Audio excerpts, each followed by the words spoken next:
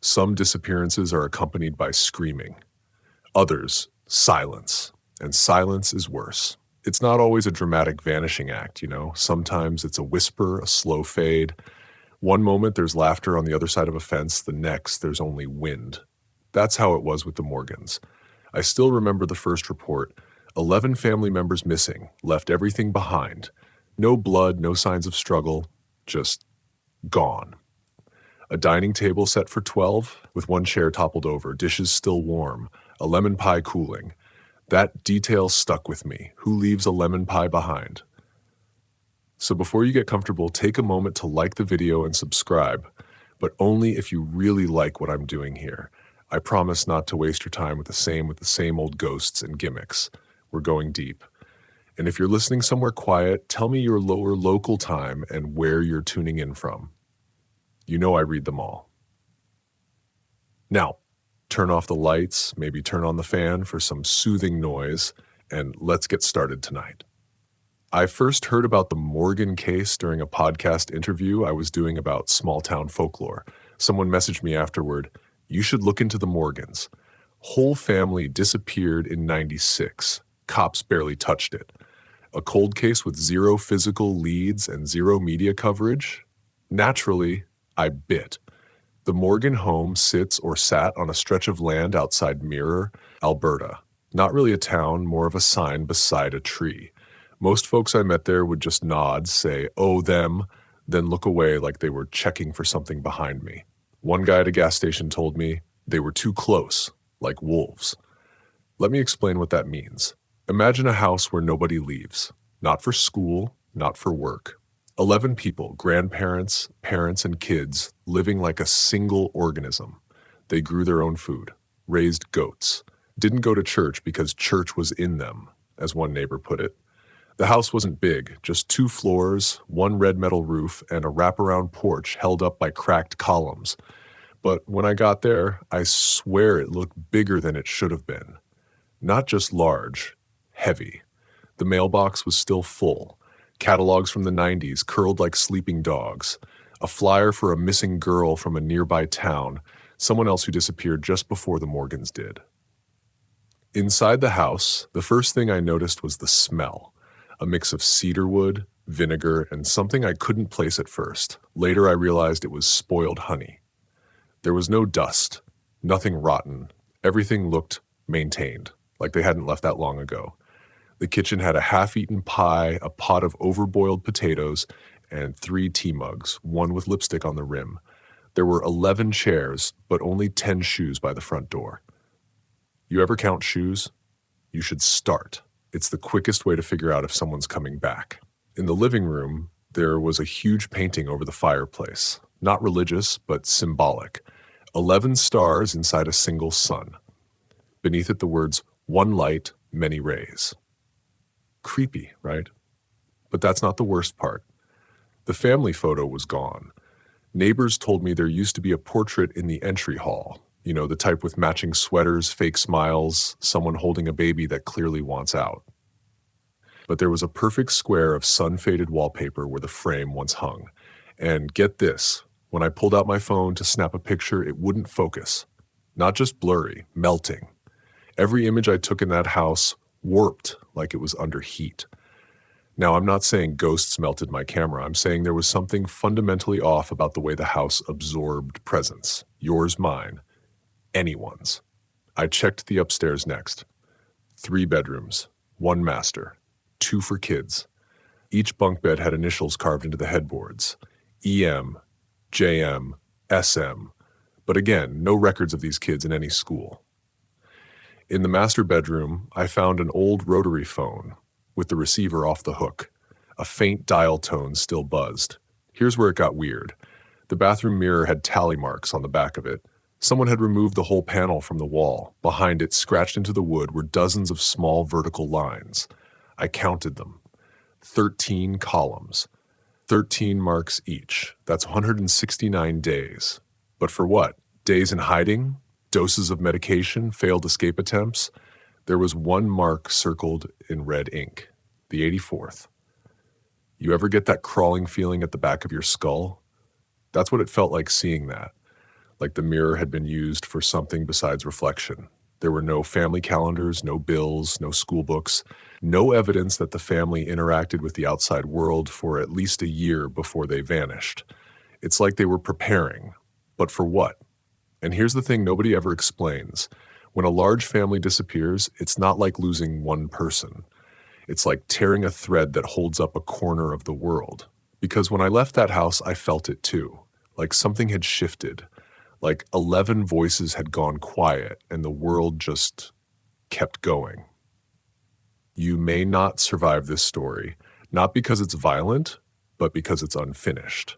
The first time I heard the name Walter Morgan, it was whispered by an old farmer with one hand and a glass eye. He said they called him the Elder, never aged, never left, claimed he could heal warts with prayer and salt. Now, I've heard my share of backwoods myths, frog boys, psychic twins, haunted outhouses, but this one stuck, because Walter wasn't just a strange man in a strange house. He was the architect of everything that happened to the Morgans. The head of the house, the preacher, the doctor, the rulemaker, and maybe the reason they all disappeared. I dug into county records and local interviews. The deeper I went, the more Walter felt like a man who had edited himself out of history. There was a marriage certificate from 1952, a single line in the town's weekly paper in the 60s, W. Morgan hosts home healing circle. 7 cured, 1 fainted. After that, silence. No tax filings, no bank records. Not even a gravestone. People said he used to walk to the edge of town on Sunday mornings and shout scripture across the field like a town crier, but not normal scripture. His version of the Bible had additional chapters. He called it the Book of the Unseen, and only his family was allowed to read it.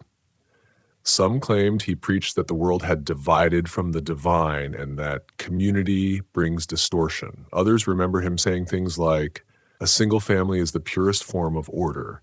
The circle unbroken shall be the last to fall." That last one was spray painted on the side of an old pickup truck I found rusting in their barn. So what does this mean? It means Walter Morgan wasn't running a household. He was running a belief system. And the Morgans weren't just his family, they were his congregation. When I walked through the house again, knowing all this, it looked different. The photos that weren't on the walls, the sealed basement door, the exact number of everything. 11 spoons, 11 cups, 11 pillows. Nothing extra. Nothing missing. Well, except for a 12th dining chair. That still bugs me. Every rule Walter made had a purpose. Neighbors said the family never wore shoes with laces. He believed knots trapped sin. They bathed only in water with crushed mint and garlic to repel outside thoughts. Every meal began and ended with a silent minute of eye contact. Try doing that over meatloaf and tell me it's not the creepiest thing imaginable. Oh, and no mirrors were allowed in bedrooms. Walter believed mirrors invite copies of yourself. His journals, yes, I found some, mentioned something called splitting, a kind of spiritual fracture that happens when the outside world corrupts a person's inner shape. You want weird? Try this. He believed people could literally disappear if they lost their core self, like just blink out, no trace. That was the most terrifying part of reading his notes. He didn't describe vanishing as something bad. He described it as ascending. Now, I'm not saying Walter brainwashed his family. Actually, yeah, that's exactly what I'm saying. One of the Morgan cousins, a guy named Elliot, moved to Calgary and changed his last name. I tracked him down. He only spoke to me for 6 minutes. Most of that was nervous pacing. He said Walter wasn't scary. He was peaceful, like someone who knew something terrible was coming but had already made peace with it. Then Elliot said something I still don't know how to explain. He taught us how to fold ourselves away, like paper. Just crease the world until you don't need it anymore. That was the last thing he said before locking the door and refusing to answer texts. Fold ourselves away. It haunts me. Here's where it gets stranger. Every Morgan child was homeschooled, of course, but I found one report filed with Children's Services from 1992. A substitute mail carrier claimed she saw the kids sitting in a row on the lawn, eyes closed, unmoving for over an hour. She knocked on the door. No answer. She returned later that afternoon, still in a perfect line, still with eyes closed. The next day, she was reassigned. I tried to get the file. It was sealed. The county clerk just said it's under medical review, has been for years.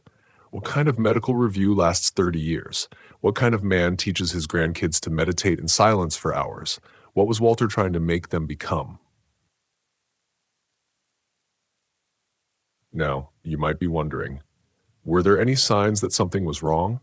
Yes, but nobody wanted to see them, like the time a nurse reported Walter for using homemade cleansing tonics on the kids, tonics made of vinegar, charcoal, and shaved soap. Social services showed up, but Walter had his preacher robes on and offered them peppermint tea. He quoted scripture. They left 15 minutes later. He had a way of calming people that felt like a spell. Even the local priest told me, I once tried to talk to him about theology. He quoted me word for word what I was going to say next. Now look, I don't believe in clairvoyance, but I do believe some people can listen so well they seem like mind readers, and Walter listened more than he spoke. It's the quiet ones that change you. Before we move on, here's a quick palate cleanser. My editor once told me I needed to lighten the darkness every so often, so here goes. If I ever disappear mysteriously, check the snack aisle first. Someone once asked me if salt circles really work. I said yes, for seasoning. And yes, I still sleep with a nightlight. It's called common sense. But jokes aside, Walter Morgan's rules weren't just weird. They were binding. Every family member was listed under a private registry Walter kept in a leather book. First names only, no birthdays, no middle names. Just lines like, speaks soft, wakes easy, clean of thought. No last names, like they'd been erased on purpose. He believed names had power, that full names let others tether your essence. Maybe that's why, to this day, no one's sure who they really were. Next, we're heading downstairs, beneath the house, into the part no one talks about, the part where things weren't just strange but wrong, because before they disappeared, the Morgans were treating something. But it wasn't a disease. It was themselves. Let me ask you something. What's the longest you've gone without seeing another human being? Not texting, not scrolling, seeing.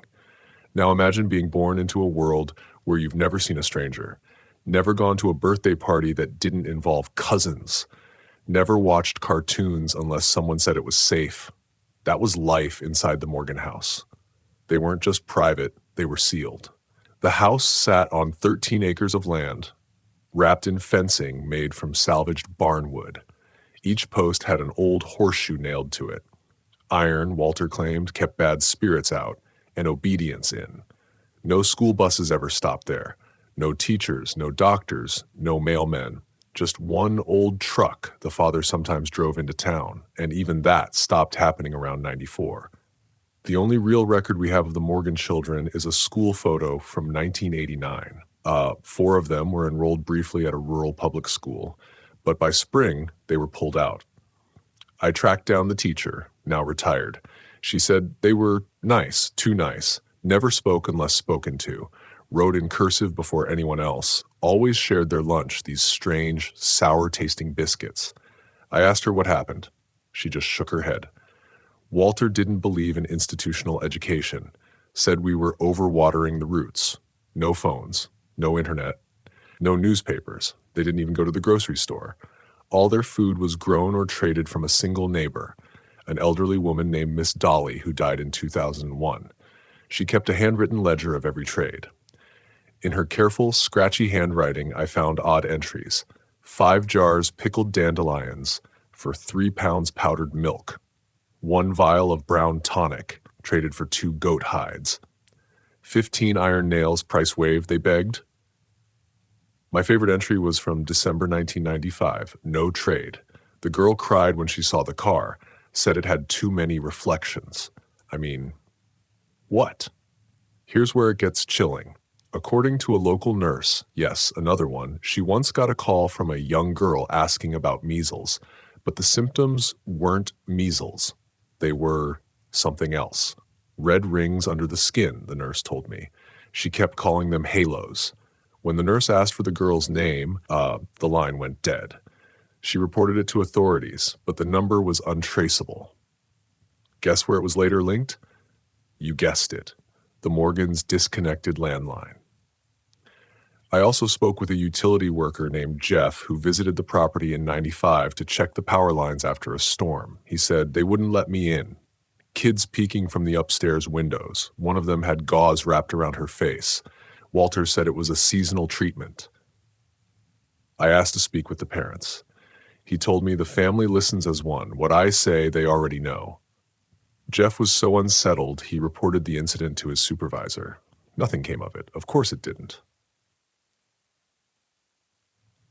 And then I found the Morgan discipline chart. It was tucked into the back of Walter's leather journal, behind a drawing of what looked like an eye made out of wheat.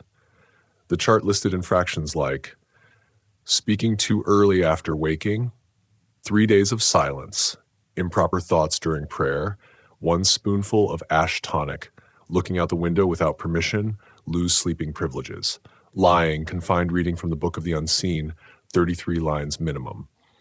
But the most terrifying line, failure to accept the medicine, punishment left to the elders, wisdom. We'll talk about the medicine soon. Don't worry. That's its own nightmare. But even before that came into play, these kids were isolated from the world in a way that makes off-grid sound like a vacation. And what happens when you grow up in a bubble like that? You don't know how to ask for help. You don't even know help exists. There was one boy, JM, I think, who apparently drew a map of the house on the underside of a bed slat. A former handyman told me he saw it during a plumbing job and thought it was cute, but the map wasn't of the house as it was. It was larger. It had 12 rooms, not 7. 3 basements, not 1. One room was labeled nowhere. Another was labeled don't open. He told himself there were more places than there really were, just to survive. You ever see those survivalist YouTubers who say, could you last 30 days in the wild? Try 30 years inside with only your family and a man who thinks television makes your soul leak. And here's the thing that keeps me up. If you're raised in a prison with no bars, do you ever realize you're trapped? Or does the freedom just rot away before you notice it? All right, time for a soft little joke break, or you're never going to sleep tonight. I once tried a salt cleanse. I just ended up licking a pretzel and crying. You haven't known silence until you've walked into a room full of 11 turned-off baby monitors. And no, I don't drink the same tea Walter made. Mine doesn't fizz or smell like socks. Before the family disappeared, someone outside did notice something strange.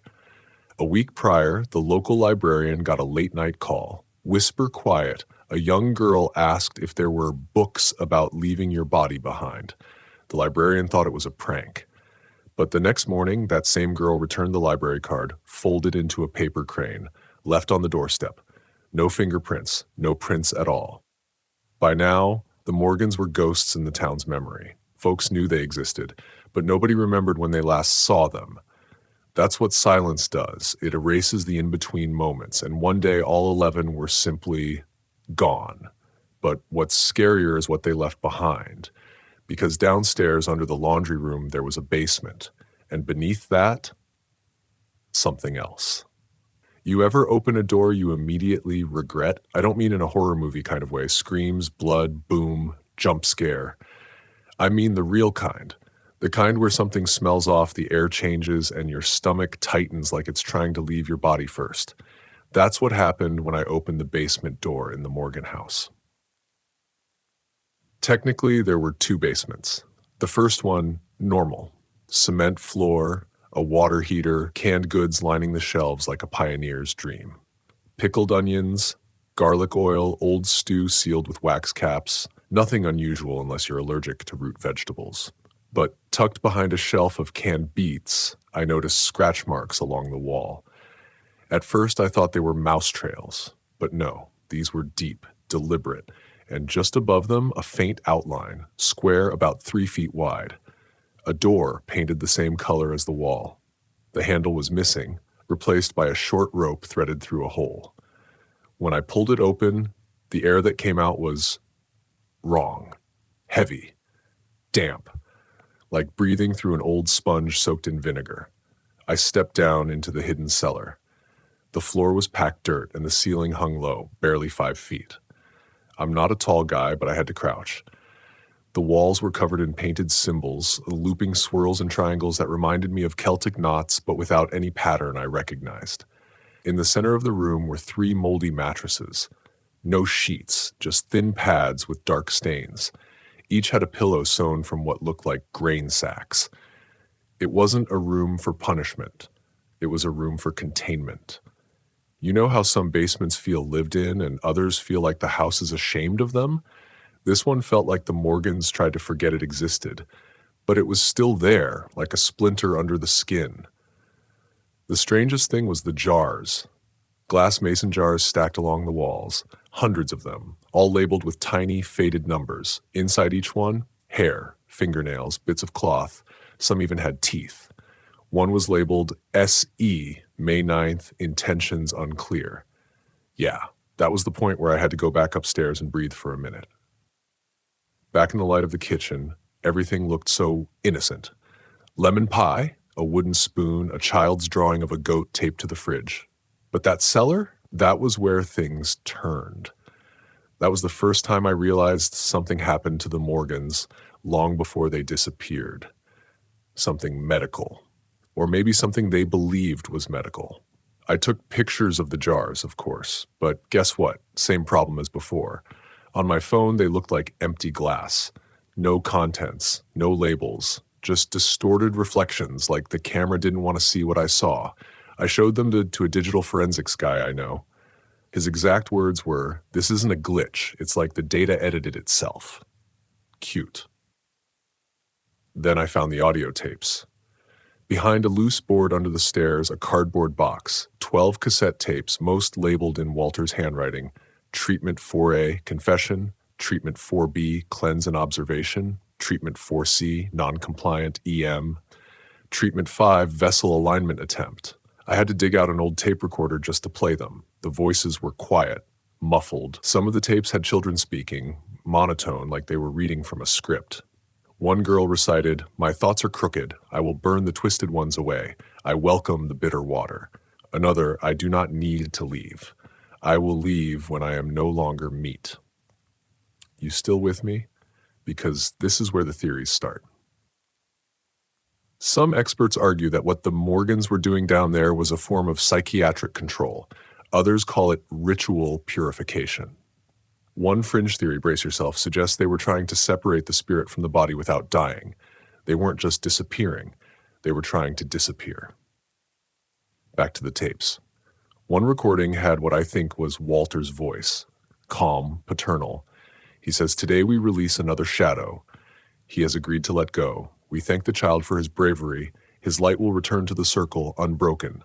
Then static, a loud knock, something glass shattering, and silence. I don't scare easy, but I stopped the tape there. Couldn't keep listening in the dark.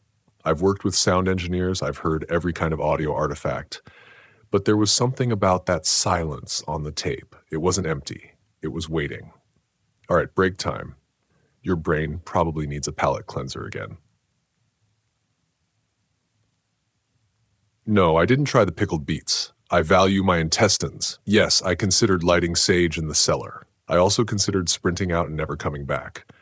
And no, you can't unhear a kid promising to become less meat.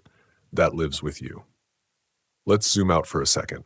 You've got 11 people sealed from the outside world, a patriarch with his own belief system, a hidden basement used for mysterious treatments, tapes that hint at something leaving the body. Now imagine living like that every day, with no context, no comparison, no idea you're being slowly reshaped. One kid on tape asks, "When do we get to be vapor?" He says it like he's asking for a snack. There's one more thing about the cellar. Above the mattresses, carved into the wall, was a short phrase, not in English, Latin. I looked it up. Ego nunc video lumen sine forma. I now see the light without form. Tell me that's not chilling. When I came back up, I noticed something that made me freeze. There were fresh footprints in the dust. Bare feet, small ones, leading away from the cellar. No entry tracks, just exit like someone had just left, except the door was locked behind me. And I was alone, right? Whoa, Nani guys. Have you ever stood in a room that felt like it was listening? Not haunted, not echoey. Listening. Like the walls were leaning in, waiting for you to say the wrong thing. That was the feeling in the Morgan basement, and it followed me home. In my ears, in my spine. And then I found the medical tapes. You'd think the creepy part would be the jars full of fingernails or the Latin phrases about light. But no, the real horror, it came neatly labeled in a second cardboard box I found in the upstairs hallway closet, hidden behind stacks of yellowed towels and a sealed container of thyme soap. This box was labeled in Walter's careful hand for the next physician should we depart early. Oh, yeah, totally normal grandpa behavior. Inside were 4 cassette tapes, medical labels, not spiritual. Patient M3, day 8, drowsy post-injection. Patient M6, day 12, hostile behavior, herbal adjustment. Patient M5, confession after cleansing, salt refusal. Patient M2, final session, vapor trial number 1. I don't know about you, but I don't usually call my family patients. I queued up the first one in my old tape deck, pressed play, and tried not to blink too much. The audio started with a soft rustling, a chair scraping. Then Walter's voice, calm, clinical. Day 8. Subject has accepted morning medicine with reduced hesitation. Complains of stomach fog, no signs of visible rashing. We proceed to phase 2. The prayer is as follows. Then a child's voice cuts in, almost too quiet. I don't want to dream anymore. Walter replies, then stay awake and carry your light until it burns clean. That line, it stayed with me. You see, this wasn't just weird homeopathy. Walter had created a full-on ritualized medical system. The ingredients weren't your typical folk medicine either. Based on a notebook I found buried under floorboards in what was once a child's bedroom, they used ground bone ash, species unclear, poppy oil, mullein root soaked in vinegar, and, get this, crushed mirror powder. Yup, they were ingesting glass. On purpose. Apparently, Walter believed that mirrors, when ingested in small amounts, purified the self-image from within. Folks, I can't make this stuff up. At first, I thought maybe he had some old herbalist background. But no, there's no record of Walter Morgan in any Canadian medical registry. But there was a doctor in the 1960s, Dr. Elias Walter Moore, who lost his license in British Columbia for practicing experimental familial cleansing. Same initials, same description, just to see what I'm saying. On the second tape, we hear a different voice. A boy this time, maybe 11 or 12, breathing heavily. Walter says, you rejected the salt this morning. The boy, it burned. I threw up. Good. The body knows what needs leaving. Then silence for about 30 seconds. You can hear the tape ticking softly. Then suddenly a thud, a metallic clatter, and a scream. Not loud, not sharp. Hollow, like someone screaming into their own mouth. I stopped the tape, rewound it, listened again. Same scream. That sound doesn't fade from your ears. It just waits until you're brushing your teeth at night to return. Here's where things shift. Walter didn't see illness the way we do. He didn't see it as an enemy, but as a messenger. In his journal, he wrote, the body speaks when the soul resists. Illness is language. Listen long enough and you'll know where to cut. What was he trying to cut? One more tape, then I promise we'll lighten the mood before bed. This one was marked Final Session Vapor Trial Number 1. It was nearly silent for a full minute. Then Walter says, today we attempt phase separation. M2 has received full preparation. Tonic A, light bath, 3 days of silence, salt circle confirmed. Then the child speaks, not scared, not in pain, just calm. I'm ready. I don't want to remember. I want to lift. And Walter whispers, then exhale. That's it. Nothing else. Just 30 seconds of blank tape and the recorder clicks off by itself. Not a stop, a click, like someone had pressed the button, except there's no way that's possible. Now, I know what you're thinking. Maybe this was all just a metaphor. Maybe it's the weird teachings of an unwell man. Sure, except the town nurse told me something she swore on her mother's grave. In 1995, she saw one of the Morgan girls, Erin the oldest, sitting in the woods staring at the sky, eyes open, not blinking. She approached gently, asked, "Honey, are you okay?" Erin replied, "I'm not here today, but I remember this part. You ask me that, and then I walk away." And she did, exactly as described, like she was remembering the moment, not living it. Quick joke pause, or we'll all need therapy. I once tried a cleanse and ended up crying in a Whole Foods.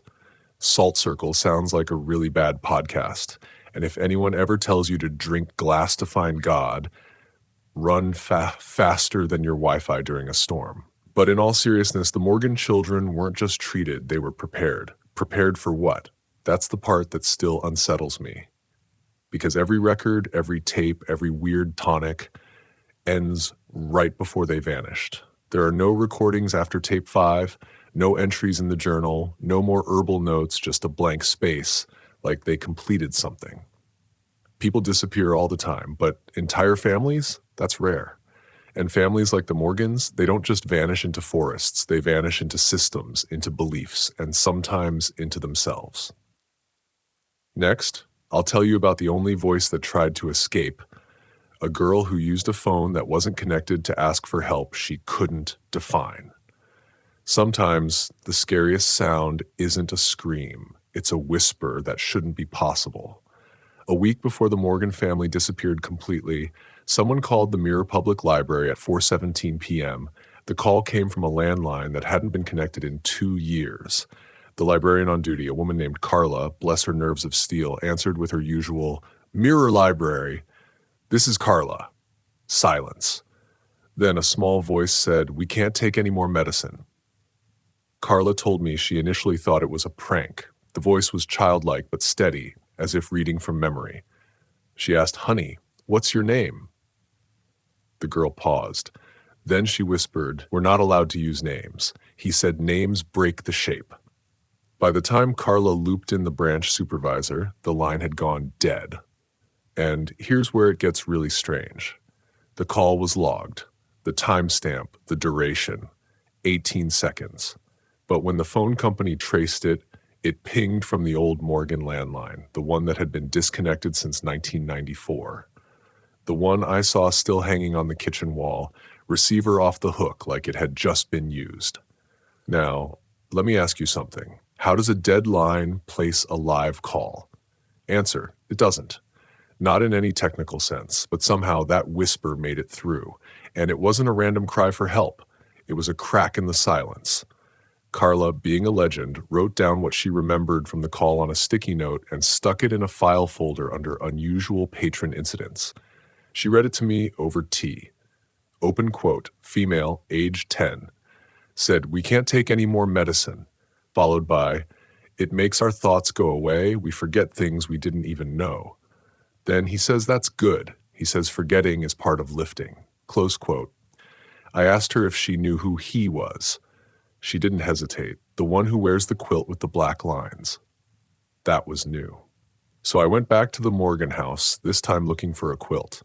Found it in the attic, folded neatly in a cedar chest, handmade, stitched from old clothes and dyed linen, and on it sewn in black thread were symbols I recognized from the cellar. Not random, either. They matched the ones painted around the children's mattresses. And in the center, a sun with 11 rays stitched in red and a phrase underneath, "One light, 11 shadows." You ever feel like someone left you a message without saying anything? Like their absence is the message? That quilt was the loudest thing in that house. Here's something else. The tape recorder I'd used to play Walter's tapes, it stopped working after that, wouldn't rewind, wouldn't record, just sat there humming like it was holding in static. And when I turned it over, someone had scratched something into the back cover. Tell only what they said, never what you saw. And now I'm wondering if I should be telling you this at all, but I've already started, haven't I? Let's talk about the child from the phone call, the whisperer. I started calling her E, based on what I found carved into the headboard of the smallest bed upstairs, EM. I found fragments of her writing, too, tucked between floorboards and pressed into book margins.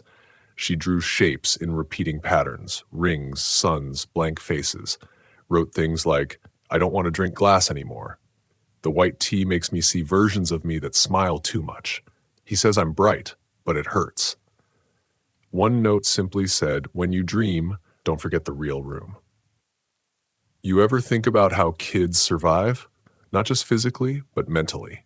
E didn't scream or run or punch through a window. She left notes. She made a call through a deadline. She carved truth into places where no one would think to look. She hid the real room in writing. That's what survival looks like when you're 10 and living in a doctrine. Want to lighten the mood before you start hugging your nightlight? If I disappear mysteriously, please make sure my cat doesn't inherit my debt. No, I didn't drink the white tea. I don't want to see smiling versions of myself. I once whispered into a fan to sound creepy. Now I get it. It works. Anyway, I tried to trace E. If she made the call, maybe she got out. Maybe she left behind more than fragments. But here's the bad news. Every school record, foster placement, medical visit, hospital log, none of them mention a girl named EM matching her age in that region before or after 1996. Not one. It's like she never existed. Or maybe she was folded away with the rest of them. Remember that phrase from earlier? Fold ourselves away. I think that's what she did, or tried to. The open academic debate around the Morgan case often centers on whether the children were brainwashed or trained. Some argue this was cultic behavior. Others think it was something deeper, a preparation for voluntary dissociation. Basically, teaching kids to let go of identity, to forget, to become something less, or maybe, in Walter's eyes, something more. But if so, E didn't follow the rules. She remembered, and she tried to tell someone. I know this much, that whisper on the phone, that wasn't a prank. That was a last try, a thread tossed out into the world by someone who couldn't leave but refused to disappear quietly. And somehow, it made it all the way to us. Next, we're going to look into something that should be simple. Birth records, county files, government paperwork. But trust me, nothing simple with the Morgans. Because what I found? No records. No proof. It's like the kids were never born at all. There's only one known photograph of the Morgan children. One. It's not labeled, no date, no photographer's mark, but it was found tucked into the back of a Bible that once belonged to a local midwife, Judith Ames, who died in 1999. She wasn't related to the Morgans, and as far as anyone knows, she never treated them. But there it was, a cracked photo, faded to gray. Edges curled with heat damage, and in it 6 children lined up in 2 rows, all barefoot, all wearing identical white clothes, all staring somewhere just left of the camera, like someone had told them not to look into the lens. You might be asking, how do we know it's them? Let me explain. In the photo, someone had written very faintly in red ballpoint on the back, E. Josiah, Ruthie, Thomas, Elijah, L. L probably Lena. Same names from the quilt, same number, same order. And when I compared the handwriting to one of the notes I'd found between the floorboards, E's note about the real room, it was nearly identical. This wasn't just a photo, it was a recording of presence, maybe the only one that survived. But here's the part that really wrecked me. If you zoom in, behind the children, in the far right corner of the photo, there's someone else, partially cut off by the edge of the frame, standing stiffly, arms folded beneath something patterned. It's hard to see, but the fabric, it matches the quilt. Same lines, same threadwork, same sun with 11 rays stitched into the hem. And even though their face is turned away, you get the sense that they're not looking away from the camera. They're watching the children, like a shepherd counting their flock. I showed the photo to a digital archivist, hoping for some kind of date. She told me the photo paper was manufactured between 1985 and 1993. But the clothes, they were older. 1920s style, long white tunics, rope belts, bare ankles. The combination didn't make sense, unless They were dressed to not make sense. I also brought the photo to a woman named Martha Callis. She used to teach photography at Red Deer College before she retired. She stared at the image for a long time before saying, "It's a staged photo," but not in the normal way. These kids were posed by someone who didn't want them seen as individuals. Look at the symmetry, the blank faces. It's almost ritual. Ritual. Ritual. That word again. She noticed something else, a thin line drawn along the floor in charcoal or ash circling the children, barely visible unless you know where to look. "That's not dust," she said. "That's intentional. Want to know the real gut punch?"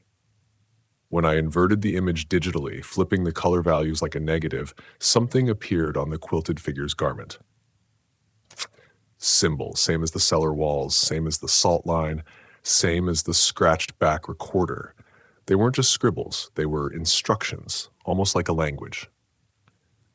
I found a linguist online, Dr. Nuke Larson, who specializes in constructed religious scripts.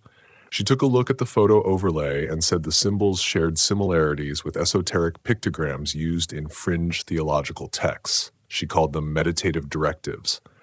I asked what that meant. She said they're meant to focus attention inward, not outward, repeated enough times so they could change how a child perceives reality. I asked her if she meant that metaphorically. She didn't answer. Want to laugh? Or at least nervously chuckle? The first time I tried meditating, I fell asleep and dreamt my toaster was crying. If I ever wear a quilt like that, please stage an intervention, preferably with snacks. Meditative directives sounds like a self-help cult that charges $8,000 to blink slowly. Okay, back to business. I ran the photo through facial recognition software. No matches. But you know what did happen? The software kept labeling the figure in the corner as parent, guardian, or once deity. Deity. I'm sure that's a glitch, right? Still, it left me thinking about Walter Morgan. Why did none of the children resemble him? Was he really their father, or was he something else to them? Something closer to what they called the one who wears the quilt. Because that figure in the photo, it didn't feel like Walter. It felt older, quieter, like a watcher. There's one final thing about the photograph. The children's shadows. There are more than 6. 7, to be exact. One cast by a shape that doesn't have a visible source. To the left of Ruthie, there's a faint, child-sized shadow, but no one stands there. I tried adjusting the contrast. The shadow remains as if something used to be there, or something invisible still is. I don't know if that photo was a keepsake or a warning, but it proves something that no record office, no dusty file, no government folder ever could. These children were real. They stood on a floor someone swept, wore clothes someone washed, and smiled, some of them, for a camera that someone held in shaking hands. Next, we're going to uncover the last documented visitor to the Morgan house before the family disappeared. A nurse. She left behind a journal, and inside it are the final entries written before the doors were sealed and the light went out. The final person known to have visited the Morgans' house before they vanished was a nurse named Grace Weatherby. She wasn't local. She worked in mobile elder care out of Red Deer, and in early 1998, she was assigned to check on a recluse family with suspected geriatric dependence after a social worker flagged an unreturned mail survey. That's how bureaucracy works. Some family forgets to mail back a health form, and someone gets sent to check if they're dead. Grace went. She was never seen again. I found out about Grace from a forgotten incident report I got through a public records request.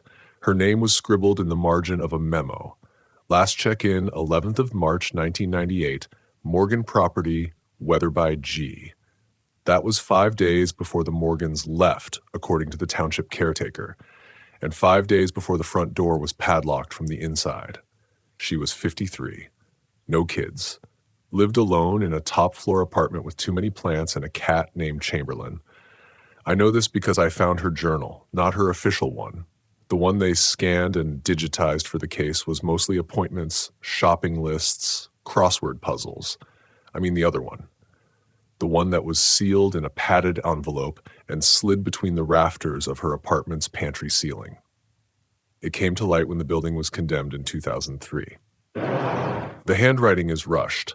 Some entries look like they were written while walking. Others are smudged with what I hope was tea. The first Morgan-related entry is dated March 8th.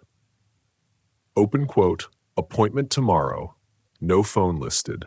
Directions say to follow gravel path until the road runs out. That's not a direction. That's a metaphor. Close quote. Classic Grace. The next entry is shorter. Open quote, arrived. No mailbox. House looks melted. One upstairs window completely bricked shut. Gonna be a weird one. Close quote. She wasn't wrong. March 10th. Open quote. Inside smells like vinegar and chalk. They had kids, or still do. There are beds in the cellar. 11. Too many for one family. A girl brought me water. Never blinked. Close quote. That's the first proof she made it inside. Grace always made notes like a scientist, a nurse's eye, looking for details that didn't line up. Open quote. Mother is polite, stares at my hands, asked if I had taken the iron salts. Said no, she smiled too wide. They offered me food, beets, and something that moved on the plate. Close quote. I stopped reading there the first time, but I kept going, because what happened to Grace might explain what happened to all of them. March 11th, open quote, staying overnight, roads flooded. They didn't ask me to, but they weren't surprised either. Children sing at sundown, not words, just tones like tuning forks in the dark, close quote. And then, open quote, father not present. Mother says he comes and goes through the salt, maybe some rural idiom, I don't know. Close quote. There are sketches in the margins, symbols, stars with uneven arms, squares inside circles, one that looks like a man with no face holding a candle inside his mouth. March 12th. This is the last full entry. Open quote, I slept in the cellar, not sure why. Dreamt of being small, not child small, egg small. Woke up with one of the children staring at me. His name is Josiah. He says the real names aren't allowed yet. He asked me if I remembered what I was before. Close quote. Then something truly disturbing. Open quote. They keep whispering about the 12th. That's tomorrow. That's when the linen parts, they said. That's when we join the threes. Close quote. Join the threes. We've heard that before. Quilt. 3 rays. 3 empty beds. 3 that never stayed. And maybe, the inside back cover of the journal, she scrawled a final line. Open quote. If they come back to the light, don't let them find their names. Close quote. After that, Grace was gone.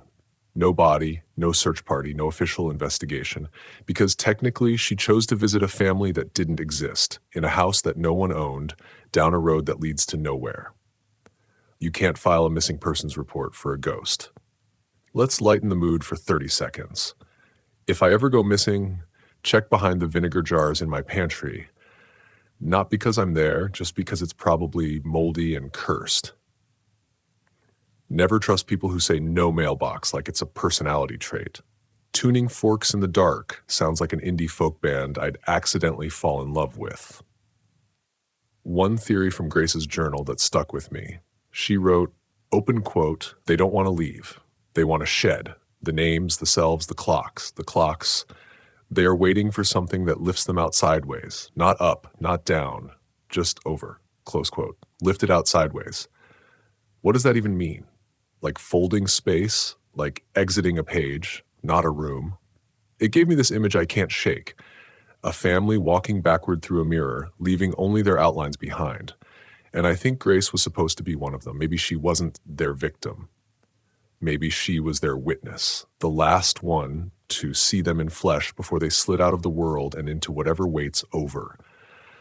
Next time, I'll tell you about the voice, because after the cellar, after the journal, after the photo, I played the final tape again, and this time there was something new, something that spoke back.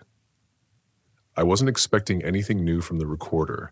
I'd listened to that final tape maybe 20 times already. Static. A few thuds, the distant sound of something dragging, then silence, always the same, until the night I played it in the old house again. I don't know why I went back there. Maybe I wanted to be near whatever Grace had seen, or maybe I just needed to feel like something could still happen. So I sat in the cellar, Recorder balanced on a broken stool. Quilt draped behind me on the rusted pipe like some ceremonial flag, and I pressed play. It started the same. That faint electric hiss, then the slow clicking sound I'd once assumed was mechanical, but this time at around the 41-second mark I heard a voice. Not loud, not clear, but unmistakably human. And it said only one thing. Open quote, "You are out of order." Close quote. That was it. Just 6 words, whispered like a warning. You are out of order. I blinked so hard I almost missed what came next. Right after the voice, a low rumble. Not thunder, not a machine, more like a shiver in sound. Like the air around me was holding its breath. And then, clear as daylight, something else whispered, even softer. Open quote, back to the beginning, the unknowing place. Close quote. And the tape cut out. I thought I was going mad, but here's the kicker. When I played the tape outside the house, the voice wasn't there. Only in the cellar. Only in that exact spot, with the quilt behind me and the recorder on the stool. Which means the message, it wasn't on the tape. It was through it. As if the act of playing it in that space opened something. A doorway, a memory, or maybe something even less concrete, like a script replaying itself for a new actor. And this time I was cast. I tried other tapes, blank ones, pre-recorded ones. Nothing else changed. Just this one. Just here. I brought in a sound technician, Marcus, a former college friend who now edits podcasts about haunted lighthouses. Yes, really. He set up frequency monitors, oscilloscopes, all the cool stuff you'd expect in a paranormal documentary. When we played the tape again, the voice came through, just as before. But Marcus heard a second voice. One I didn't pick up until we isolated the background tones and slowed them down. Hidden beneath, "You are out of order," was a whisper I'll never forget. Open quote, "The 12th has passed." Close quote. And then, open quote, "3 have not returned." Close quote. I had to sit down after that. The 12th. As in March 12th, the day Grace wrote would bring the parting of the linen, the joining of the 3s. And now, 3 have not returned. Which means others did. Maybe not fully, maybe not in the way we understand, but someone or something stepped back across the threshold. The children, Walter, Grace, or something that used their shapes. It gets weirder. Marcus pulled an image from the frequency band, a spectrogram. Usually these just show sound as color and pattern. But this one, there was writing embedded in the audio, not in any language I knew, but it matched the symbols from the cellar, the ones on the quilt, the inverted photo. And when we translated the patterns into shape equivalents, it formed a shape eerily close to a spiral within a square, a symbol I'd seen scratched under the stairs. Marcus dubbed it the return path. Okay. Time for a little levity. "You are out of order" is also what my coffee machine tells me when I try to use oat milk. If the spiral within a square becomes a fashion trend, just remember I called it first. I'm starting to think I should charge rent for the spirits in my recorder, at least cover the batteries. I started researching other cases with audio anomalies linked to disappearances. There aren't many, but a few stand out. In 1972, a rural family in northern Sweden reported hearing their names spoken from their old gramophone years after their youngest vanished. In 1988, a preacher's daughter in rural Australia disappeared during choir practice. Her tape recorder later played back only the sound of her own voice, saying, "I'll go if you go first." But here's what made my stomach drop. In both cases, the messages were only audible in the original location, just like with the Morgan house. It's like these houses, these structures retain resonance, a kind of memory that rewrites itself depending on who's listening. And I was listening. Remember how Grace wrote about lifting out sideways? I think that's what the recording was doing, not transmitting across time, but across state. And that message, "You are out of order," wasn't a warning to someone else. It was for me. Because I'd been reading this whole case linearly, chronologically, logically, as if these events happened in a clean timeline. But what if the Morgan house doesn't operate like that? What if the children didn't vanish after March 12? What if they vanished every March 12, over and over? until they stopped being missed. I slept in my car that night. Didn't trust the house. Didn't trust myself. And as I drifted off, I remembered something strange from part 3, the toys left out mid-play, the game of jacks, the thread dolls. None of them had faces. They'd been rubbed blank, erased, and now the voices were saying the same thing. Return. Forget your face. Leave the name. Next time, I'll tell you about the thing I saw behind the bricked-up window upstairs. Because the house isn't empty, and I don't think it ever was.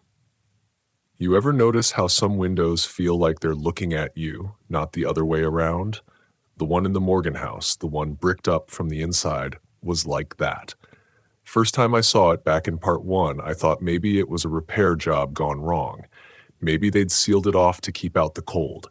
But by part 5, I was sure of something else. The bricks didn't line up with the rest of the house. They were newer, placed deliberately, and only from inside the room, like someone had tried to trap something in there. It wasn't until I spent the night again, after the tape incident, that I decided to break the seal. I know, dumb horror movie move. But that's what this series is, right? One long, sleepy horror story, and I'm the narrator with a crowbar and insomnia. The upstairs room had always been off limits. The door was stuck, not locked, but swollen into the frame like it hadn't been opened in decades. Took me 3 tries and a bruised shoulder to get it loose. Inside was dust, and something worse. Stillness. Not quiet. Stillness, like air that didn't move. No windows, just that one bricked wall lit faintly by the hallway lamp behind me. The room had one piece of furniture, a chair, plain, straight-backed, center of the room, facing the bricked wall. The dust on the seat had been disturbed, and the air was colder than the rest of the house. I sat in it, because of course I did. And then I looked at the wall. The bricks were matte and pale, like they'd been made with ash. One had a small circular imprint on it, maybe a child's thumb. I ran my fingers along the mortar, soft, crumbling, almost warm. So I pulled one brick out, then another, and another. Behind the third brick was darkness, not the absence of light, actual darkness. It didn't behave right. The flashlight didn't cut through it. It just stopped, like the light was scared to go any farther. But I heard something, a scraping, slow, dragging, and then a whisper. Open quote, take the seat again. Close quote. I dropped the flashlight. It clattered on the floor but didn't break. Then the room began to breathe. Walls expanding and contracting in rhythm, dust swirling in little eddies like the air was remembering lungs. I should have left. Instead, I sat back down, and the bricks were whole again. I'm not saying they rebuilt themselves. I'm saying the wall was never broken. Not in the way we think about time and damage. The chair creaked beneath me. My breath came slow, and then I saw something through the brick. Yeah, through. Like the wall had become a pane of smoky glass. On the other side stood a little girl in a yellow dress, head tilted, mouth open in a wide, unnatural smile. Behind her, a man with no eyes, and further back, a cellar, lit by a flickering candle with 11 beds. The girl mouthed something. I couldn't hear it. Then I did. Open quote, you took our end away, close quote. She didn't blink. Neither did the man. Then her hand touched the wall, and mine, completely on its own, reached out too. We didn't touch, but I felt it, like a cold echo through the bones of my fingers. Then the wall snapped back to brick. Just ordinary brick. I was alone again. Let's breathe for a second. If a little ghost girl ever starts mouthing things through bricks, I strongly suggest calling literally any adult. Honestly, the chair in that room is the most terrifying piece of IKEA furniture I've ever sat on. And yes, I checked the seat cushions afterward. No portal, just old cat hair and what I hope was sawdust. I left the room and shut the door behind me, but I could still hear them. Not voices anymore, breathing, just under the sound of my own. That night, I tried to sleep in the kitchen. I figured it was the least haunted room in the house, until I opened the cabinet under the sink and saw that same spiral square symbol drawn in soap residue. Fresh, and under it, in almost childish writing, open quote, not all of us left. Close quote. It confirmed something I'd been afraid to say out loud. Some part of the Morgan family is still here, maybe trapped, maybe echoing, but very much present. And the house itself isn't just holding their memory, it's feeding on it. That's the academic theory I've been circling this whole time. Spatial memory structures, haunted feedback loops. But in simple terms, when enough people forget a place exists, it folds inward, becomes a kind of echo chamber for loss. The Morgan house doesn't have history, it has recurrence. The last entry in Grace's hidden journal, remember that, had one more sentence I didn't share until now. Written sideways in the margins, open quote, "If the bricks give way, do not follow them," close quote. But I already had. And now the house knew me. Tomorrow, I'll tell you about the phone call, because it wasn't over. The quilt, the cellar, the bricks, they were just the opening act. Real horror didn't come from inside the house. It came when someone called me from a number I didn't recognize and asked if I was ready to come back. The phone rang at 2:44 a.m., not the cell, the landline, which was odd because I didn't have one. The Morgan house hadn't had working power for years, let alone a phone connection. And yet, there it was. A plastic beige phone bolted to the kitchen wall, shrieking into the dark like it had never stopped working. I stared at it for a few rings, hoping it would stop. It didn't. So I answered. And what I heard was this: "You were with us once. Are you ready to come back?" My mouth was too dry to speak. The voice wasn't familiar, not male or female, just soft, flat, like someone reading off a menu they didn't believe in. I managed a half-hearted, "Who is this?" There was a pause. Then, "This is the part where you remember." The line clicked. No static, no fade, just silence. I yanked the cord out of the wall, checked the jack, even unscrewed the outlet. No wires. The phone wasn't connected to anything, just hanging there like it had always been part of the wallpaper, like it was wallpaper. I went outside, sat on the porch steps with my actual phone in hand, Googled the time, the date. Everything was normal, except my phone history now showed 2 missed calls from Houseline. No number, no location, just Houseline, missed call, 2:44 a.m., and my call log didn't start until after the missed calls, as if everything before had been erased. Back inside, I checked my camera. I'd left it recording in the upstairs hallway. There was new footage, about 5 minutes worth. The door to the bricked window room creaks open. Then the quilt, yeah, the one from the cellar, appears in the frame. Folded, clean, placed gently at the top of the stairs. I hadn't brought it upstairs. I hadn't touched it in days. And in the last second of the footage, a figure walks into frame. Not clearly. Just a shoulder, a side of the face. But I swear to you, it looked like me. I went through everything I'd collected, Grace's journal, the quilt, photos, the recorder, even that spiral drawing Marcus printed from the spectrogram. Everything pointed to a loop. But I'd missed the obvious question. What if I wasn't the first one to try investigating? What if every few years someone came to this house with the same curiosity? What if I was just the latest version of a person the house kept rewriting, reusing, recycling? Okay, deep breath, jokes incoming. The Morgan house now has better customer service than my internet provider. If I'm a recycled ghost host, I hope the previous version didn't also make bad puns. "You were with us once" is either the scariest message ever or a really creepy HR onboarding call. I went back to Grace's final pages. There was a sketch I hadn't looked at closely before. It showed a table, 12 seats, 1 missing. Above it, "The returning will make the circle whole." And written in tiny script along the border, "There were always 12 of us. The 13th is only memory." 13. Again. The children? The beds? But no, there were only ever 11 kids. Add Grace and Walter and you get 13. Unless the 13th was me. That's when I remembered a line from a strange book I read once, something about places of collective forgetting becoming magnets for repetition, spots where stories can't help but happen again. So I checked old land records. Old. Before the Morgans. And guess what? The land had a different name then. Starlit Home for the Disappeared. A 1911 care facility for children left behind by flu epidemics. And one of the staff listed, a woman named Grace Linwood. Same last name. A different century. Maybe it's a coincidence, or maybe it's not. What if Grace wasn't a grieving mother? What if she'd been looping for longer than anyone? A witness, a chronicler, the one who stays to write it all down. And I was the next one to join her.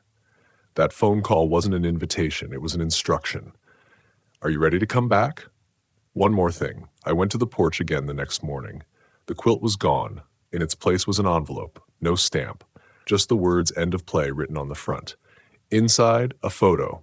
It was black and white, faded. Showed a group of 12 children sitting on a staircase, all smiling.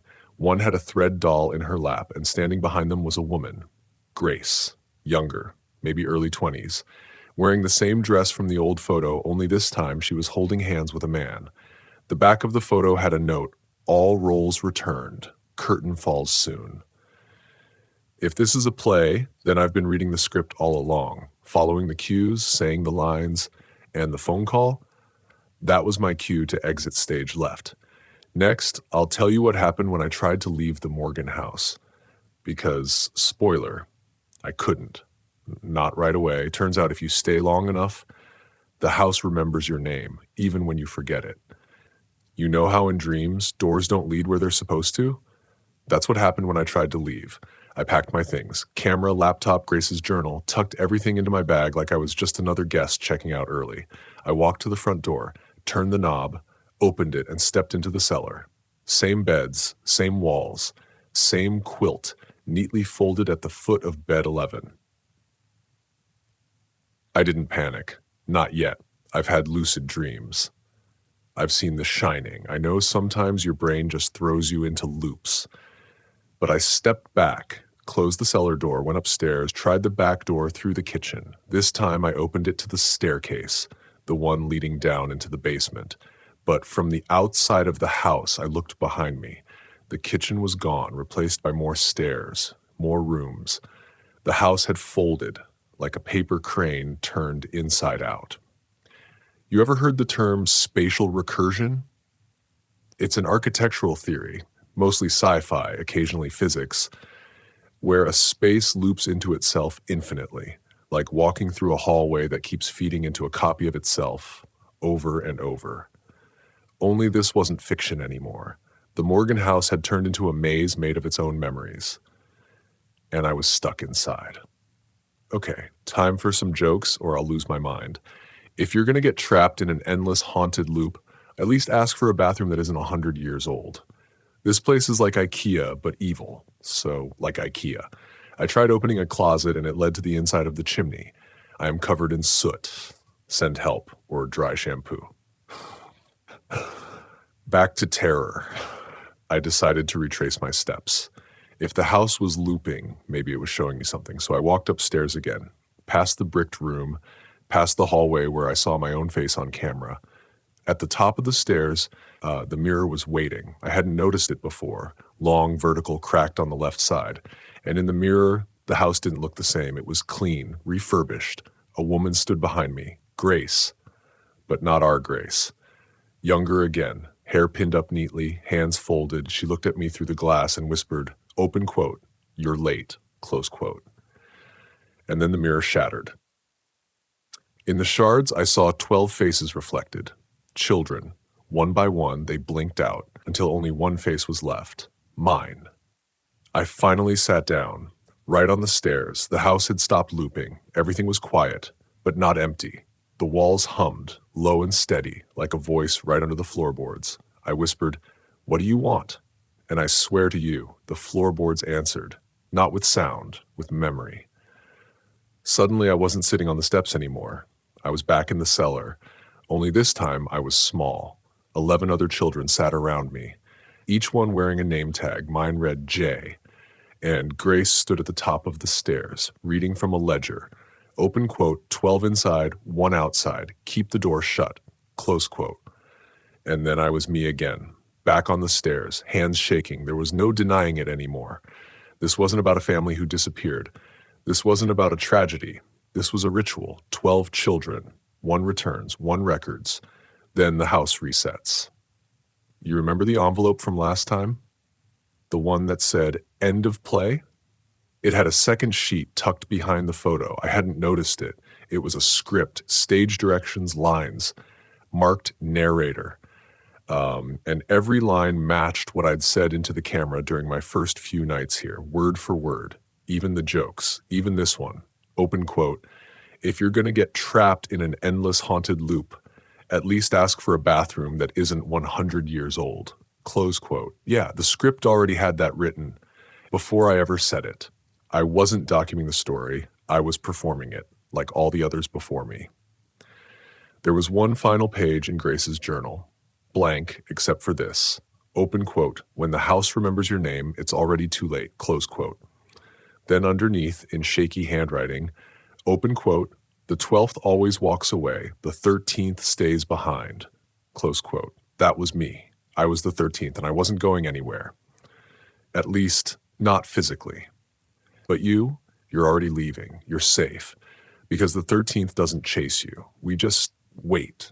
We tell the story. We hold the script until the next person hears it. Until someone says, open quote, "I think I'll check out that house." Close quote. And then the lights flicker and the play begins again. I know it sounds impossible. I wouldn't believe it either. But here's what I need you to remember. If you ever find a house with no address, with bricks sealed from the inside, with a phone that shouldn't ring, do not answer. Don't record anything. Don't say the lines, because that's how it starts, and that's how you become part of it. In the final recording on my camera, after the mirror broke, after the phone rang one last time, you can hear something, just one thing, me, whispering the first line of this story. Open quote, "Some disappearances are accompanied by screaming, others, silence, and silence is worse." Close quote, and then a click, like a record being placed back on the shelf, waiting for the needle. I'll see you in the last part unless the house sees you first. The funny thing is, I did leave, eventually, but I'm not sure how or what left. Let me explain. One morning, I woke up in the living room, sunlight streaming through windows that used to be boarded, my bag packed and zipped, resting neatly by the door, and on the wall, written in chalk, open quote, "Thank you for your performance," close quote. Underneath, open quote, "You are released," close quote. No signature, no message, just those words. And the door opened, like a normal door to a normal yard, to a world that hadn't noticed I was gone. I drove home, tried to act normal, but something wasn't quite right. The footage I thought I'd captured? Gone. Files corrupt, the voice recordings, static.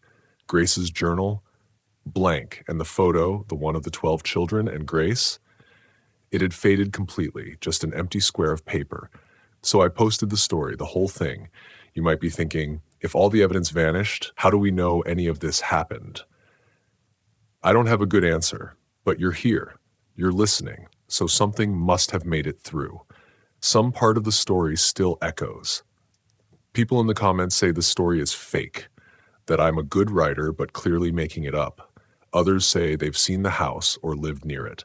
One person wrote, open quote, "My aunt used to talk about a family that vanished just like that. In her version, the house was in Tennessee." Close quote. Another one, open quote, "My brother disappeared on a church retreat when I was 9. He drew the spiral too." Close quote. And this one stuck with me. Open quote, "There's always a 13th. Close quote. "I got a package last week. No return address." Inside a VHS tape labeled rehearsal. I had to borrow a friend's player to even watch it. The tape shows a living room, not mine, not the Morgan house, somewhere different. 12 people in folding chairs, each one holding a script. And at the front, a woman stands beside a chalkboard that says, open quote, "Storyteller selection, cycle 42. Close quote. She smiles. It's Grace, older, or maybe younger again. Her age is slippery like that. And she says, open quote, "Let's begin where we always do. Silence." Close quote. Then the tape cuts to static. I tried to call the number that sent the package. My phone just displayed house line. Again, I didn't answer. I've started to forget things. Small things at first. Names, birthdays, where I left my keys. But then I forgot my own face. Seriously, I looked in the mirror and for a split second didn't recognize myself. Then I laughed it off. But the next morning, my reflection didn't laugh back. It just stared. I know what's happening. I'm being folded back in, recycled. The house doesn't need you forever. It just borrows your outline, tells the story again and again and again. Until the 13th forgets they were ever anything else. 3 more things happened yesterday. 1, I found the quilt on my porch, folded, clean. 2, my neighbor's kid was drawing spirals in the driveway with chalk. 3, I picked up the landline. Yeah, I had one installed last year. Habit, I guess. The voice on the other end, mine. Saying open quote, so before you get comfortable, take a moment to like the video and subscribe, but only if you really like what I'm doing here. Close quote. Then the line went dead. If you're wondering if this is the end, not quite. There's still one final moment, one last page in the script, because the 13th has to give it away before they disappear completely. That's the rule. If I don't pass this on, the loop starts over without memory. And that's worse. So, here you are. You've been listening. That makes you a candidate. Last jokes before the curtain. If you get a quilt in the mail, don't use it. Not even for a nap. If someone hands you a script, don't read it out loud. And if the mirror smiles first, you're already in. I'm not scared. Not anymore. Being scared is a first night emotion. This is closing night. I've told the story. Soon, I won't remember how it started. And if you're hearing this, it means I already don't. But you do. And the house always knows who's listening. So if you find a door where there shouldn't be one, or a child says something they couldn't have known, or, you hear a phone ring in a building that hasn't had power for years, don't answer it, because the voice on the other end might be me, might be you, might be the start of the next cycle. All that's left is the conclusion, and then you can sleep. You will sleep, right? Even if the phone rings, even if you hear me whispering, one more part to go, and then you'll be safe. There was never really an ending, just a closing beat, a soft fade, and then something changes. You don't hear a crash or a scream or a final bang of the door. You just wake up one day and you're not in the story anymore. You're watching it, and someone else is already speaking the lines. The last time I dreamed of the house, it looked smaller, crumbling, empty, but still standing. Its windows fogged from the inside like someone had just been breathing against the glass. I walked around to the cellar door. It was ajar. And on the steps, Grace, not standing, sitting, hands clasped, hair unpinned. She looked tired, like she'd been telling the story for far too long. When I got closer, she reached out and placed something in my hand. A mirror shard, smooth on one side, jagged on the other. Open quote, your turn, she said. Close quote. Then I woke up, and it was gone. Here's something strange. My neighbors say I've been quiet lately, that I don't wave anymore, but I've been waving. I swear I've been waving. It's just that maybe they're not seeing me the way they used to. Like I'm flickering at the edges. Still here, but less, lighter, more echo than person. I cleaned out my attic last week, found a box I didn't recognize. Inside, another quilt, different pattern, but same weight. 12 patches. The 13th was still being sewn. Thread and needle left in the corner like someone expected me to finish it. There's no twist coming, no last-minute save. I've done what the 13th does. I told you. That's all that's required. That's the whole job, to pass it along. So if you've made it this far, if your eyes are still open and your room's still dark, you're part of this now. But don't worry. You're still outside. You haven't stepped over the threshold. Yet. People always ask me, why didn't you burn the house down?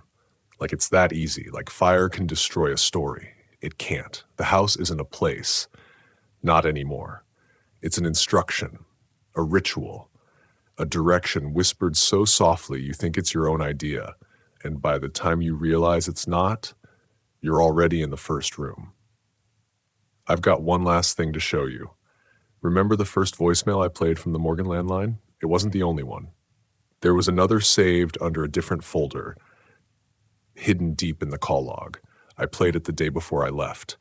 And the voice, it was Grace. Or maybe someone else playing Grace. Because it said this, open quote, "You will forget the faces, but remember the quilt. You will forget the hallway, but remember the mirror. You will forget the children, but remember the spiral. And when it's your time again, you'll say the line, 'Some disappearances are accompanied by screaming. Others, silence, and silence is worse.'" Close quote. Then the tape clicked off. No timestamp, no number, just those words. I don't dream much anymore, but when I do, it's always the same. 12 chairs in a circle, a 13th left empty, and me standing in front of them, reading from a script. You're probably sitting in one of those chairs right now, metaphorically, and that's okay. You're not doomed, just aware. And awareness, that's what keeps the house from reaching you, at least for now. So here's your final joke. If someone asks you to just listen and they look too calm, run. That's a storyteller. If a door appears where a bookshelf used to be, don't open it unless you want to be the next narrator. And if you find a quilt with 12 patches, you know what's coming. Just fold it up, place it gently somewhere high, and walk away. This is where I leave you. I won't follow. That's not what the 13th does. We wait, and we whisper. And we make sure the story keeps going, softly, slowly, sleepily, because what you don't finish finishes you. So if you ever wake up and hear yourself telling someone else this story, ask yourself, open quote, when did I start reading from the script? Close quote, and then sleep. Now, turn off the lights, maybe turn on the fan for some soothing noise, and let's get started tonight. Shh. It's over now. You've done so well, listening, imagining, holding your breath in all the right places. There's nothing more to uncover tonight. No more pages, no more voices, just the soft hum of quiet returning to the room. Let it. Let your shoulders drop. Let your jaw unclench. Let the spiral stop spinning in your mind, gently unwinding like threads pulled from an old quilt, because none of it is real, and all of it is true. The house, just a dream now.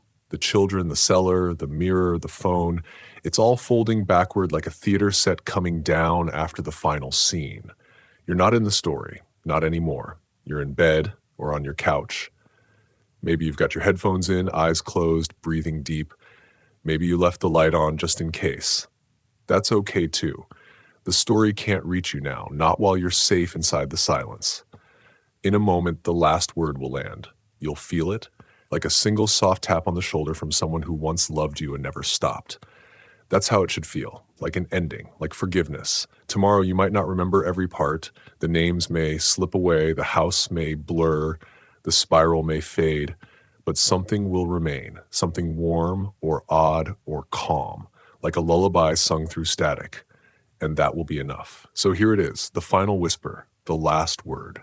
Good night.